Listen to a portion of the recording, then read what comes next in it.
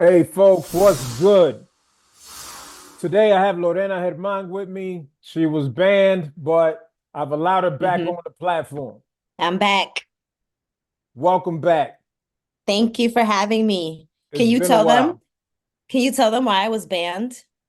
You were banned for crossing boundaries, specifically being Mm, flirtatious with the host. hmm Yep. I'm So gonna do my best. I'm gonna do my best today. to exercise our guidelines and be fair This is and ridiculous. consistent. This is ridiculous. Well, what's ridiculous is this racist school rule hmm in the great state of you know where, Texas, Texas. where Yeah. we used to live. Yep.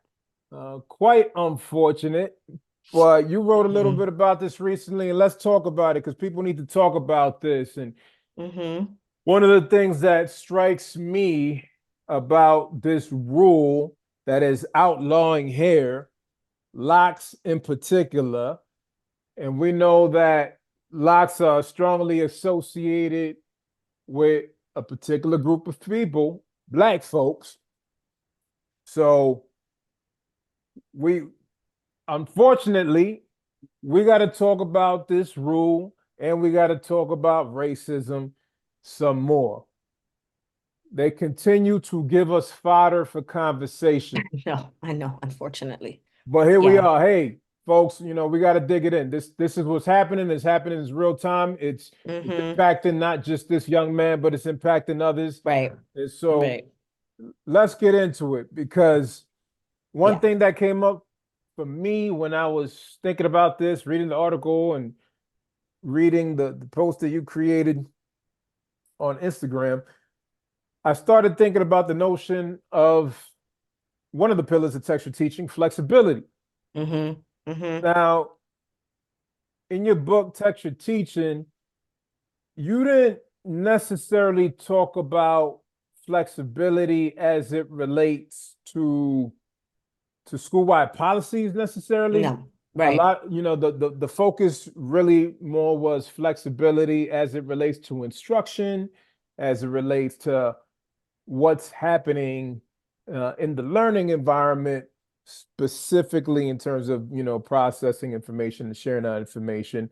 But it still stands, right? I think this still applies. I think we could take the notion of this pillar from texture teaching, the flexibility, and insert this particular situation because it strikes me as quite ridiculous. And I'm Yeah. also speaking as a person that had long hair for a Right. period of time. And so a couple years Right. ago, I And you had dealt with some stuff, right? Like you dealt with stuff. I did, and so I can relate, I understand, and I feel for this young hmm man that's going through hmm it, and any other of our young people that are experiencing this, that are that their hair is being outlawed, right? How is that impacting Right. learning in any way, shape, or form? Exactly. And so let's talk about this. So, I mean, in short, the case goes like this. There's this kid, he's an 11th grader or a 12th grader in a district in Texas, and he's got locks. Now, his locks are actually really neatly braided towards the back and kind of put together back there. So they're not even like out calling attention, whatever that would mean. But they are very neatly kind of put together in the back. And so he has been there, harassed as a result because of their policies, their dress code policies, and their uniform policies around hair and a certain length that it can and cannot be, and a certain style, etc. And I'm going to come back to that in a second. So then, the parents are like, well, what are we doing here? Because now the kid is out of class. He's been in like in school suspension, or he goes to like an alternative school. So he literally can't go to class in school. And so the parents have reached out to lawyers and they've gone to court about it. And in the process, I think before they got to court, the superintendent put out a one-page ad in the paper talking about how education and schools are about preparing people, of course, always for the real world, quote unquote, and how conformity is a part of that, and how people have to learn how to conform to American society and standards. And so they went to court, and the court agreed. They agreed with the implementation of this policy. However, the parents have not given up and the student hasn't given up because this is in direct violation of the Crown Act, is their argument. The Crown Act is a law or a policy that is essentially defending, hair of all types of textures and lengths and styles. So that's kind of the short of it. What is interesting to me is a couple things. One, the word that the superintendent chose of conformity and other things, but conformity is an interesting one to me. And then two is that they're making the argument about length, about the length of hair.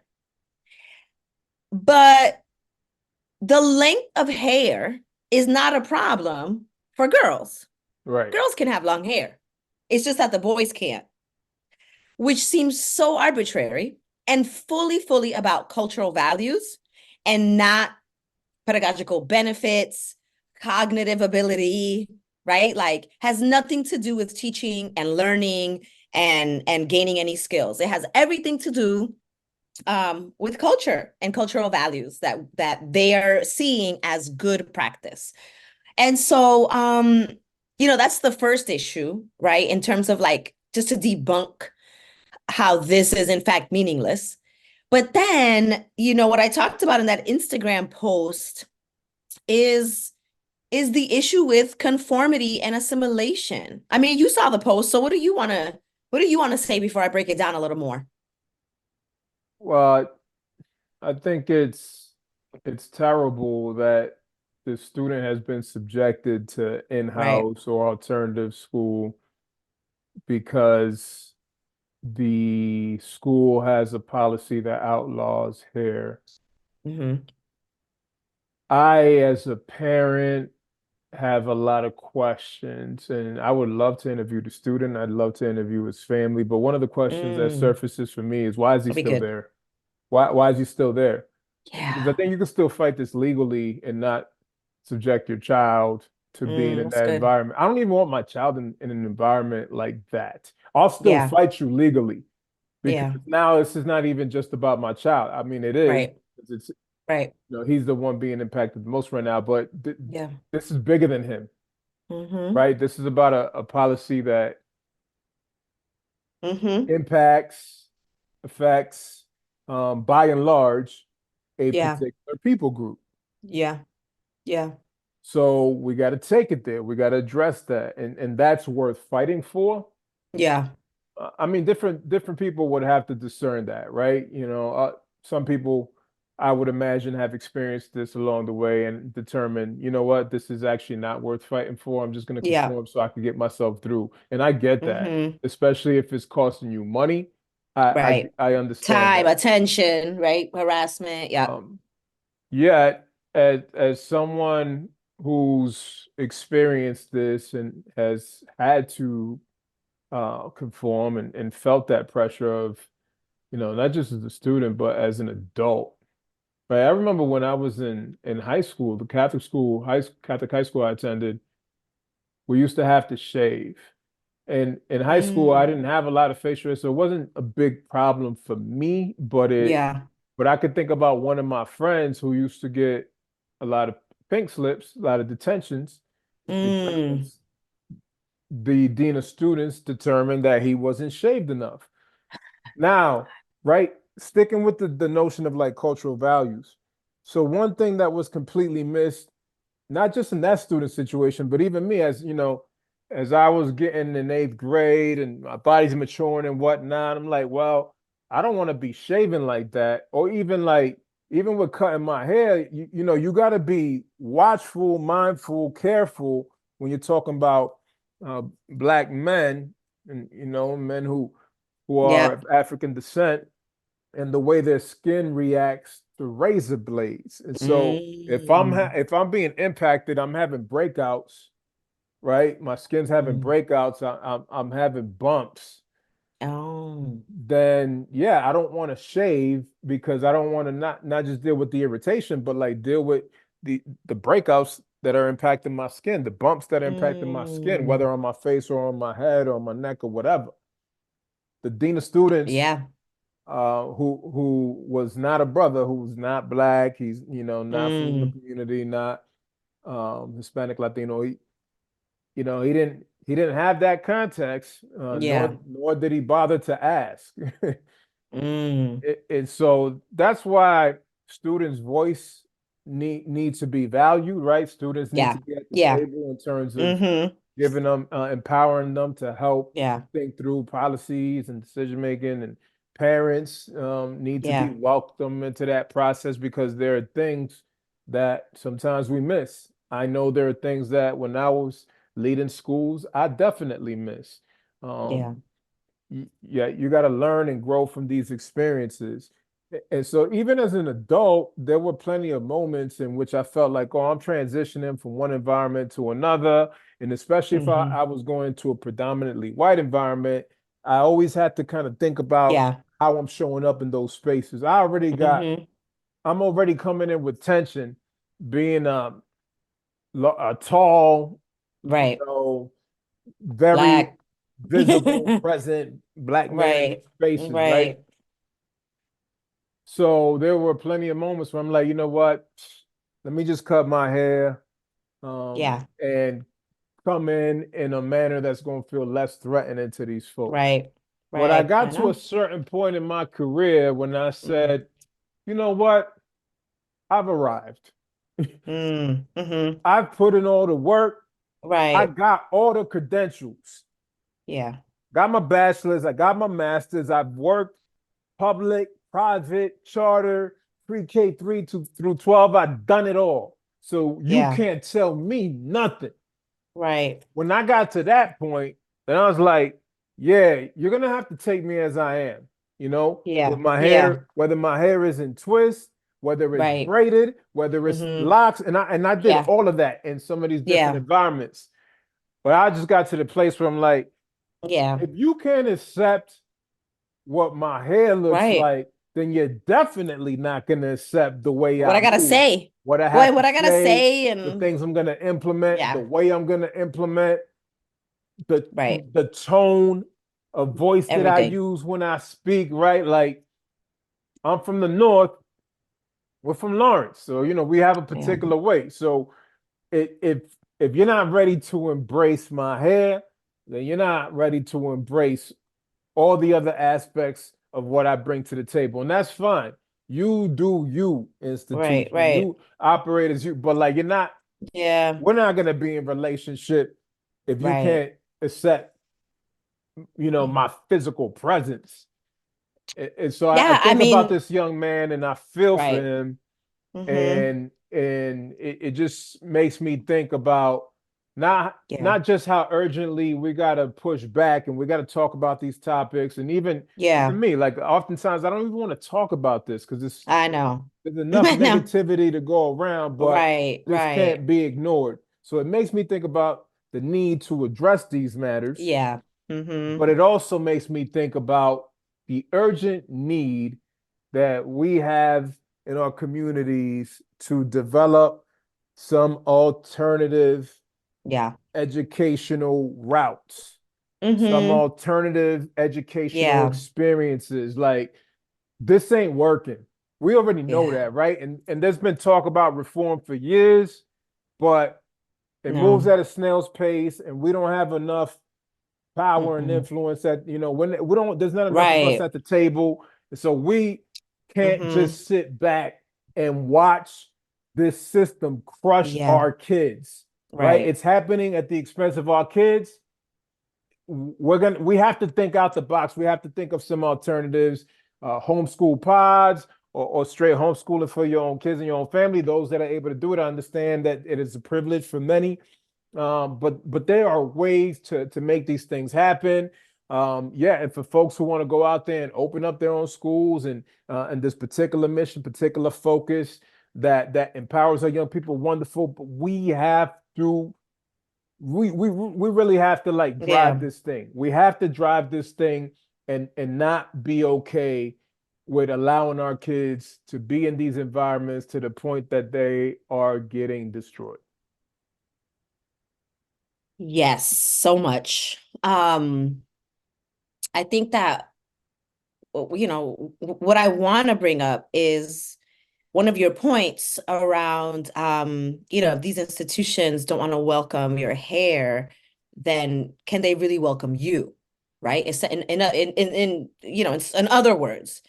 And I think that that's what this young man is experiencing is the crushing reality that this school does not want to welcome him. That this school is saying you do not belong here with your hair in the way that it grows naturally out of your head. And so that's why the word conformity is so important to me, because one of the things that I talk about, and I explained this in that video, is how assimilation schools started in the United States, and how they were designed for indigenous people in this country. And these assimilation schools are how schooling in the United States began for indigenous people in the United States, in what was this nation, right? So they had their own educational processes, of course, and their own learning and their own systems of knowledge. And then, they were demanded, kidnapped, told, taken to go to school in these quote unquote American schools. So I point to that because they were called assimilation schools. And that word assimilation is a synonym of conformity, right? To conform, to assimilate to, are fancy words for saying to fit in. And unfortunately, in this country, the main culture, the main group, the dominant group who sets the tone and the quote unquote standard for professionalism, for success, for doing things correctly, quote unquote, is white American culture. And so when he says conformity, he means you need to be, act, and sound as close to white as possible in order to succeed and therefore be welcomed here and belong here. And that's a really powerfully racist statement. I don't know if he knows that that's what he's saying, but that's what he's saying, right? And so then I think about immediately flexibility. That's how I ended that quick reel, because I was like, this is exactly what I was talking about, right? Like that chapter where I focus on flexibility, this is exactly what I meant. There are so many things that we do in schools that are about culture, right? But that have nothing to do with pedagogy. This has nothing to do with pedagogy. The teacher can teach if he has locks, and he can learn if he has locks. And the kids in that room can learn if he has locks. It has nothing to do, it impacts nothing of teaching and learning. It has everything to do with conformity and assimilation and white supremacy in schools. That's really the bottom line. Like, that's just the easiest way to try to understand this. I think that some arguments might be, well, what about professionalism? Same argument, right? Like, who has determined that locks braided to the back in a bun are not professional? Oh, well, what about having to follow rules? He follows every other rule. This is actually a pretty decent student academically. So there really is no substantive argument that anybody could raise for why this is even a valid problem, why this inhibits or prohibits the purpose of schooling, which is teaching and learning, right? Like academic gains, nothing to do with it, nothing to do with it. And so I think it's just another example of how our inflexibility in schools are often tied to white supremacy and or racism and or other isms. And how they're actually not about supporting students, ensuring that students belong, or making schools do well, right? And so that's kind of the gist. That's what I said about it. I really wonder how this case is going to go, because I think he has a really good argument. I'm surprised at how they lost that case. Like, I just wonder, how those arguments went, what evidence was proposed. And then to make this about length, that's so weak. So then all girls need to cut their hair too, then.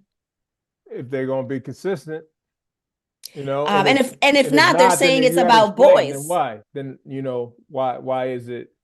Why is it that only boys can have to have short hair? Because that really echoes the military, right? And those types of requirements. But this is a school, not a military base, not a military program, not a military recruitment center. Like, this is a school. So, the whole thing is really just weak and confusing in terms of the value that they're placing on this kid's hair.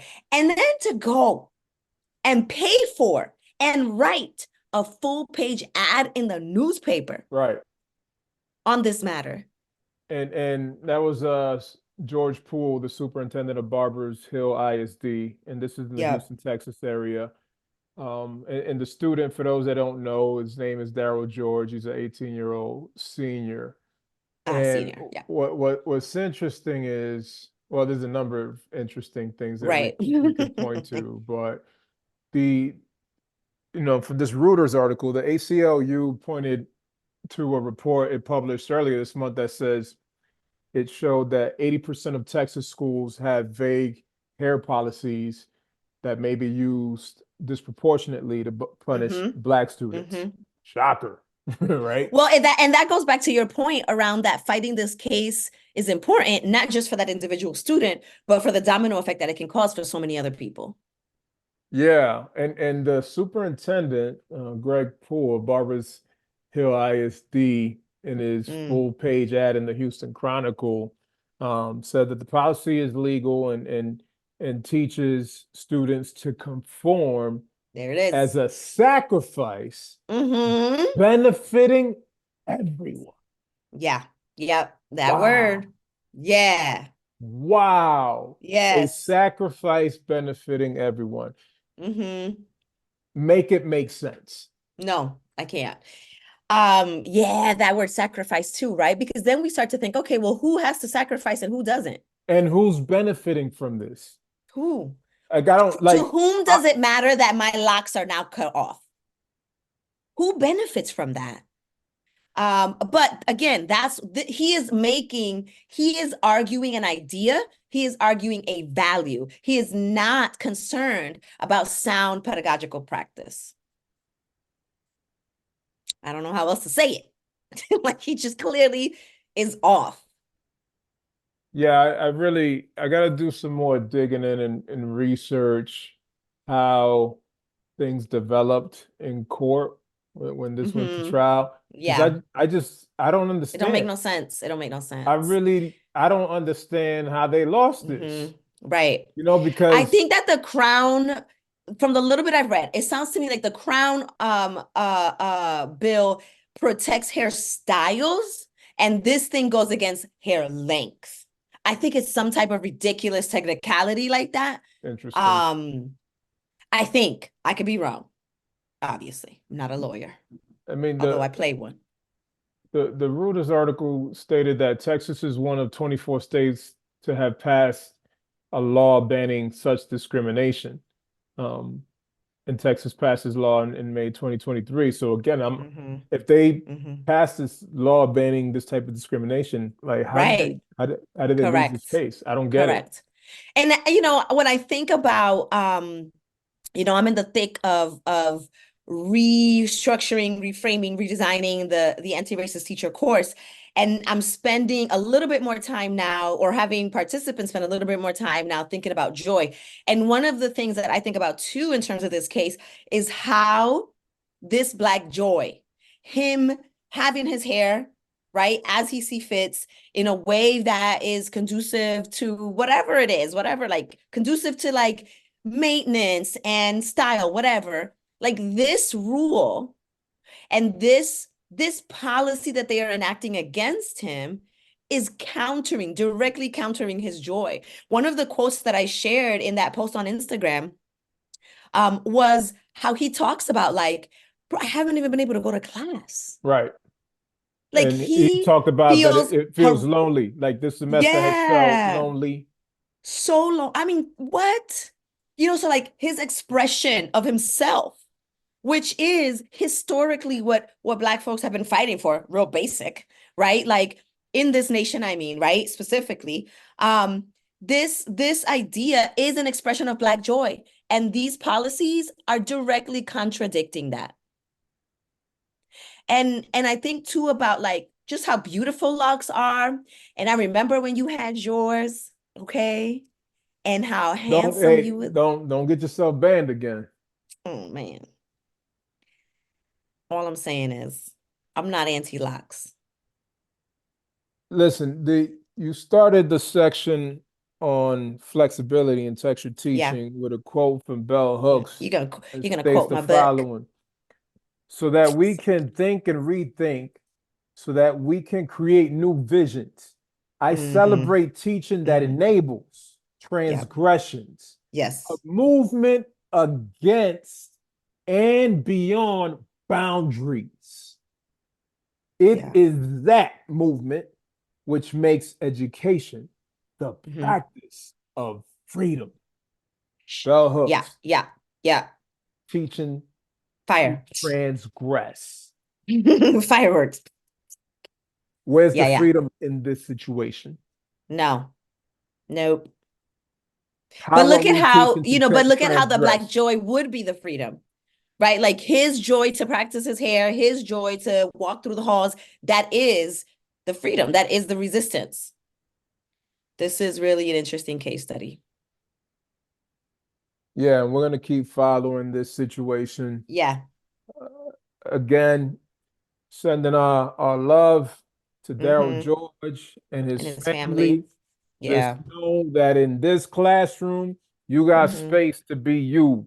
You got Yes, you're space to welcome. rock your hair the way That's you want to right. rock it, to talk about it, Mm-hmm. Mm-hmm. Yep. to love it, and to Yeah. express how it represents you and why it's Mm-hmm. meaningful to you. Yeah. Yep. And to just be, bro. We don't even got to talk about hair. Like you could just, you're fine as you are, right? Yeah. Hopeful to have Darryl George on the platform Yeah. and his parents if they're Mm-hmm. interested.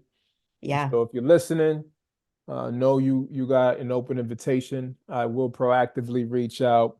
Mm-hmm. Um, would love to chop it up some more with you. Yeah. Are you gonna ask me the question you ask all your guests at the end? Who do I want to eat with? Nah, this episode got Come me. on. I don't know. I don't know if I'm gonna You're ask her mad? this. I'm a little Don't. bit. I'm a little bit mad. Okay, okay, but I'm gonna tell you who I want to eat with, okay?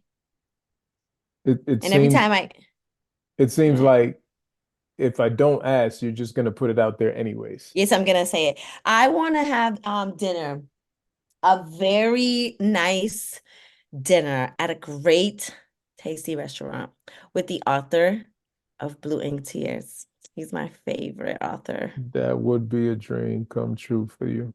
Yes. Yeah. Well, Yes. And maybe, oh my goodness. I mean, I would tell him so many things, and maybe it could even end with a goodnight kiss. oh Lord. I listen, I told you don't get yourself banned. I'm And not. You you asked me a know, question. trying to backdoor the situation here. Um, I'm done. I'm done. thank you. Thank you. Listen, folks, glad that you could join us for this episode of our Yes. classroom. Mm-hmm. And you might be fired up right now. We get it. If so, move those emotions to action. Yeah. Share this episode. Mm-hmm. Share the articles about Yep. what's going on with Darryl George Yeah. at IS Barbers Hill High School. And let's keep this conversation going. Keep an eye on the case for yourselves too. But we'll definitely keep you updated as we receive updates. But again, this is bigger. This whole Yeah. situation is bigger than just one student, one child. This is this is something we have to stop. And this is part of the work that we do over here. And this is part of what this platform is about, exposing some of the issues that we see in the world of education, K through 12 schools and beyond, and offering some practical solutions for how to move forward. Certainly, in this case, we believe one practical solution is to implement the pillar of texture teaching, which is flexibility. Uh, Mm-hmm. Allow flexibility for the students to wear hairstyles Yeah. Yeah. the way they want to wear them, allow them to express themselves in that manner. And certainly when you do have these types of policies, and I'm not advocating for these types of policies, but one of the issues that I'm seeing in this particular case is you're not even really explaining the why Mm-mm. behind your policy. You He know, said like, it, conformity. He said it, conformity. yeah, but that you still have to unpack that, right? Because That's you said conformity, but conforming to what? Listen, Right? he is We the now person in power. Right, we know what it is, but like what right, I'm saying is like stand on what you're saying. Just say it straight up. right, Just right. be straight up with the people. At least I could Yeah, appreciate you a little bit more if you just tell me straight what it is. yeah. Hey, you know what? No, I Now, don't. I don't appreciate you. I don't appreciate you. I don't value you or your culture. And Right, right, right. we believe that folks should conform to white European standards and values. Yeah, Just say that. yeah. Um, because that's what it is. That is what it is. I'm not sure that them saying it directly would make anything better. I think it would simply, I mean, I It guess, would for right? Like it me. It would, would for me. well, but I guess legally speaking, yes. If they were I'm to not say saying that, then that's I would still fight. discrimination. Yeah, Fine, like fine, fine. Yeah, it would for me. Just say it, and then yeah, yeah. and, Right. We could go from there. yeah. Um, but it just seems in a lot of our schools throughout the country, there's a lot of ways of basically expressing that we don't Hmm. value certain people groups. Yeah. Hmm. And so again, I'm just like, yo, just tell me straight up, Hmm. Hmm. Hmm. And now I don't know, it doesn't mean it makes things easier for anybody. But I think for some people, maybe it would push them to think more deeply about the next steps that need to be implemented and that Yeah. might not include being part of your institution. Yeah. I mean, I'm sure that their parents are thinking through that and et But cetera. I'm But not even just talking about Darryl George's parents. I'm oh, just I see, I talking see. about like for a lot of Yeah. people that are impacted by this in general, you Right. know, Right. what does this Yeah, mean? like what's the What line does for this mean you? for us as a collective? Yeah, that's yeah, yeah. And how do we right implement a collectivist approach Mm-hmm. dealing with these types of situations? Mm-hmm. And Mm-hmm. and Mm-hmm. and not just right now. I'm thinking about the Oscars and the Grammys and Emmys. Be like, yo, when are we gonna get tired about like trying to get a seat at that table and trying to Yeah. knock down this door? I'm like, not. This is not shade for anybody who's doing that because I've been a person that try to get a seat at the table, knocked on the door in certain situations. Yeah, Uh, yeah. but I've also been a Yeah. person to be like, you know what? I got to start my Yeah. own thing. We got to Right. That have our table's own not for me. platform. Right. These tables are not welcoming, and I don't Yeah. have the energy to keep To asking you for a fight. seat at the table. Right. I'm Right. Or to gonna fight. go, Mm-hmm. I'm gonna go problem solve over here, and we're Right. doing something new. Yeah. Yeah. So listen, folks, thanks for engaging with us. We Mm-hmm. know this was a little bit of a shift in the typical approach for our Why? classroom. Why what? It's not a shift. This was good. We've done this before. I You didn't just say banned me. I didn't say it wasn't good. I did ban you, and now you're back. So there's been a shift. I've allowed you back. All right, fine, That's fair. one shift.